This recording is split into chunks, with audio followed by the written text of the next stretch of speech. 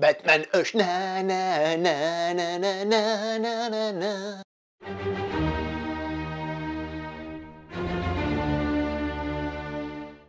Bonjour à vous les cinéphiles et bienvenue pour cette nouvelle vidéo critique en post-projection puisque le film vient de sortir bien que ce soit un DTV. Il va être aujourd'hui question du film Batman Hush, en français Batman Silence et non pas Batman Silence comme j'ai tendance à l'appeler, l'adaptation de ceci, donc un comic book écrit par Joseph Leb et dessiné par monsieur Jim Lee, l'adaptation évidemment en long métrage d'à peu près 1h25, on va dire 1h30 on va dire, qui sort directement au format Blu-ray DVD, donc ce qui veut dire que c'est un DTV direct to vidéo.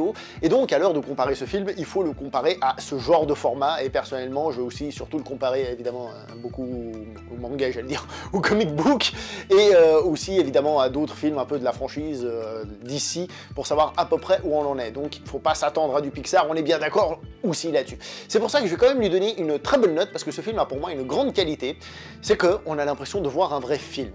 Un vrai film, pas parfait évidemment, mais là où certains épisodes de ces films en DTV nous donnent parfois l'impression d'être juste un épisode quoi, certes adapté d'un comic culte, une histoire bien reconnue et tout ça, mais bon finalement avec l'adaptation au final on se dit oui bon c'est un épisode, ok c'est bien, c'est cool. Là j'ai eu beaucoup plus cette impression de film.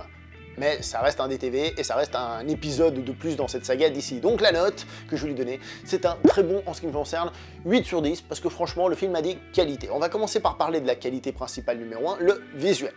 Et je répète, DTV. Le film est très beau dans ce qu'il est, franchement honnêtement, le costume de Batman est plutôt réussi, Batman est un personnage qui peut devenir aussi assez rapidement assez kitsch, là non, c'est très réussi, c'est très beau, c'est dans la continuité de ce qu'on a déjà eu dans cet univers-là. Honnêtement, je le trouve parfaitement réussi, je trouve les designs des différents protagonistes aussi plutôt réussis, les combats sont aussi assez bons, c'est-à-dire c'est assez fluide, on arrive à suivre, il n'y a pas grand-chose à critiquer là-dessus, c'est très bien. C'est pas du Pixar, je le répète, mais c'est très bien, il n'y a pas à chier. Le scénario, quand on le compare au comic book, on peut pas dire, hélas, qu'il n'y a pas des pertes. Il y a des pertes par rapport au comic book, mais c'est normal, c'est une adaptation, le comic book est assez épais entre nous, donc c'est normal, il y a certaines choses qui soient passées à la trappe, c'est logique et c'est normal. Mais il y a quand même des très bonnes choses, comme le fait par exemple de mettre ce film dans la continuité d'ici animation, mais sans que ce soit trop forcé, c'est-à-dire on a juste une petite phrase à gauche à droite ou une petite scène, pour nous rappeler qu'on est dans la continuité, que ce film se passe en effet après le film The Reign of the Superman, qui donc clôturait cette saga la mort de Superman. Donc on est dans le film d'après, ça c'est plutôt bien fait, c'est discret, c'est bien fait. Comme j'ai dit, l'une des plus grandes forces de ce film, c'est qu'on a l'impression d'avoir un vrai film. Et ça vient entre autres du fait qu'on a un nouveau méchant qui a été introduit pour la première fois dans ce comic book, donc on le découvre comme il a été découvert pour la première fois. C'est pas un personnage que vous avez intérêt à connaître d'avance, qui fait partie de la culture populaire et tout ça. Non, c'est un personnage qu'on va découvrir en même temps que Batman, en même temps que la situation qui se présente. Et donc le fait d'avoir un nouveau méchant et ainsi d'éviter les incessants Joker, Pingouin et compagnie, fait que on est face à quelque chose qui a un petit plus d'intérêt parce que justement on est face à une nouveauté. Ce qui ne veut pas dire qu'il n'y a pas beaucoup de personnages secondaires de l'univers Batman, entre autres des méchants, qui participent à l'histoire, parce qu'il y en a plein. Autre élément qui solidifie ce film, c'est tout simplement que la partie Bruce Wayne de Batman, c'est-à-dire Batman mais aussi qui il est à l'intérieur, etc., même s'il est plutôt Batman à l'intérieur, enfin bref, c'est que le personnage de Bruce Wayne, ses sentiments, sa vie privée à Batman, ils sont un petit peu développés. C'est pas juste, Batman n'est pas juste un super-héros là, de passage qui fait la justice en attendant l'épisode suivant, comme j'ai dit. Non, il y a un petit quelque chose qui est développé, et ça c'est plutôt bien franchement, donc on va pas s'en plaindre. Autre qualité, peut-être plus simple d'une certaine manière, c'est que le combat final donne vraiment la sensation d'un combat final. Alors, c'est pas un combat final en mode l'univers va exploser si Batman fait je sais pas quoi, on est dans un univers urbain, un univers réaliste, avec toutes les guillemets totalement nécessaires, mais à ce niveau-là, quand on arrive dans le combat final, on a cette sensation de vraie bataille, entre guillemets, de vraie situation. Il y avait évidemment le dessin animé des années 90, le fameux dessin animé de Bruce Timm, qui arrivait, je trouve, dans, en tout cas la plupart des épisodes, on va rester un peu vague, mais dans la plupart des épisodes, vraiment à aller assez loin dans le délire au niveau des scènes d'action, de poursuite et tout ça, et que ça durait assez longtemps. Et là, je trouve qu'ils ont réussi à faire ça, donc c'est pas un crime du tout. Comme j'ai dit, l'univers utilise plusieurs personnages de l'univers de Batman, entre autres des méchants, mais il y a aussi par exemple Superman qui passe par là, vite fait, etc. etc. Quand on lit le comic book, moi personnellement j'ai toujours eu cette mauvaise sensation, je l'avais déjà sur une autre œuvre du même auteur, donc Joseph Leb, à savoir Un long Halloween, qui est mon Batman préféré en comic book, je le répète, mais on sent quand même que ça faisait très épisodes, encore une fois des épisodes, c'est-à-dire il y avait un fil rouge, mais on sent que chaque partie, je sais pas quand ça sortait, toutes les semaines, tous les mois, c'était découpé en petits épisodes, et chaque semaine on avait le méchant de la semaine, qui était là, et qui faisait passer, on va dire, le temps, qui aidait à développer l'histoire, pour arriver à la conclusion au final. Et là, dans ce film, forcément, comme on a un film un peu moins découpé, on a moins cette sensation de « Oh, on vous présente le 4e chapitre, etc. » Donc c'est beaucoup plus fluide. On a moins cette sensation de méchant de la semaine, bien qu'évidemment, on se rend compte qu'il y a des passages, c'est-à-dire il y en a un qui arrive à un passage et après il revient plus, etc., etc. Mais je trouve ça un petit peu moins mis en avant et un petit peu moins gênant. Moi, je trouve que c'est une qualité. Si on compare le comic book au film, on verra qu'il y a quelques différences. Hein. Par exemple, le personnage de Killer Croc qui apparaît normalement au début du comic book, ici n'apparaît pas du tout, il est remplacé par Bane. D'ailleurs, il trouve une petite pirouette scénaristique en mode « Oh, Bane, normalement tu es plus le casque que ça, ah, c'est son nouveau venin qui fait que... haha !» Bref, tout ça pour dire qu'il y a des petits changements, et d'ailleurs je profite, si vous lisez le résumé qu'il y a sur Halluciné, c'est le résumé du comic book. Je dis ça parce qu'il parle d'autre chose. Il y a des petites différences comme ça, dont une que je vais dire... Hein, ceux qui connaissent le comic book, vous êtes au courant. Ceux qui n'avaient jamais lu le comic book, bah, vous n'êtes pas au courant. De toute façon, c'est pas dans le film, donc c'est même pas un spoil. Hein. Il n'y a pas Jason Todd dans le film. Il n'y a pas le passage Jason Todd dans le film. Est-ce que c'est une perte? Oui, non. Déjà, je sais pas où ils en sont avec Jason Todd dans la continuité des films. Mais voilà, oui, il y a des pertes, il y a des changements, c'est normal, c'est la vie. Là, dans le film d'animation, ils ont déjà fait Under the Red Hood, donc peut-être qu'en fait, Jason Todd, il est déjà au stade où il est censé être. J'essaye de rester vague. Donc, bon, en tout cas, par exemple, ça n'y est pas. Je sais que c'était un épisode qui avait marqué à l'époque, avant qu'il y ait Under the Red Hood. Bref, on se comprend. Enfin, l'énigme de Red Hood, si on se base sur le nom du comic book en français. Parmi les différences qui péjorent un peu le film, c'est que dans le comic book, on avait la jeunesse de Bruce Wayne qui était développée aussi à des moments, hein.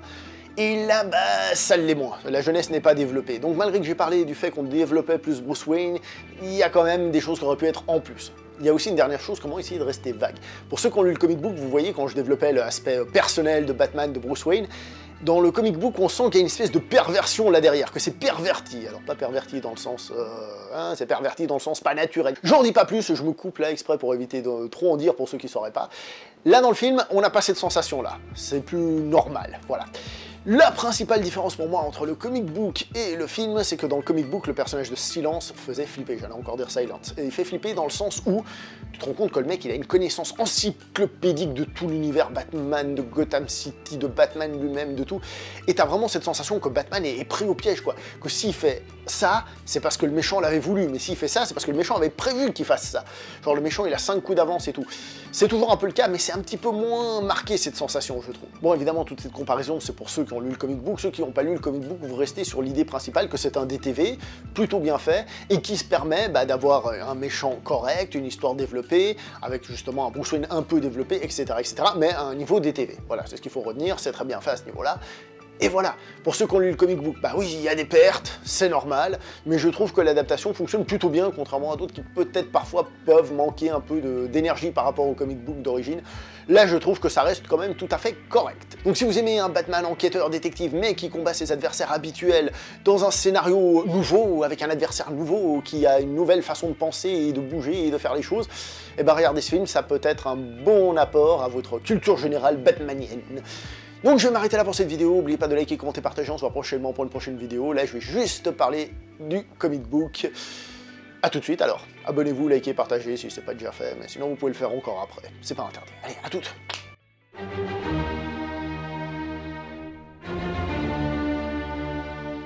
Donc Batman Silence, et comme j'ai dit, écrit par Joseph Loeb, dessiné par Jim Lee, sorti évidemment chez Urban Comics. À quel prix ce machin? Écoute...